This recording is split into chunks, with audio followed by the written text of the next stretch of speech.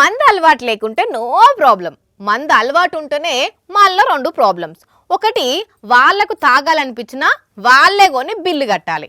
2, ఇంతల్నే తెలిసిన వాళ్ళు వస్తే వాళ్ళకు కోటరు కొని దానికే బిల్లు కట్టాలి. ఏహే ఈ మందులో లేదని బంద్ చేస్తే మళ్ళా 2 తలకే నొప్పులు. అందరు తాగుతుంటే నోరూరి తిప్పలు వరుడు ఒకటైతే, ఇంకో దిక్కు ఫ్రెండ్స్ ఫోన్ చేసి ఒక పెగ్గేయమని ఇంకో దిక్కు సతాయింపు. మామూలుగా ఉండదు కదా తాగేటోళ్ళ పరిస్థితి.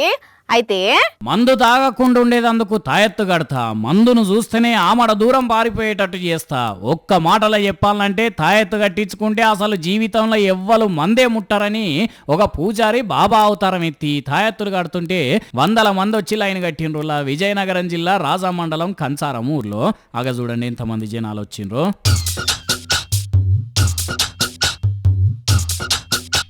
కొడుకు చూసినరా జనాలు ఎట్లా జిబజిబలాడిపోతున్నారో.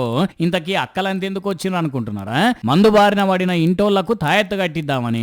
ఇంట్లో మేము చెప్తే ఇంటలేరు, కనీసం ఈ తాయెత్తు కడితేనన్నా మారతారేమోనని అలా చిన్న ఆశ.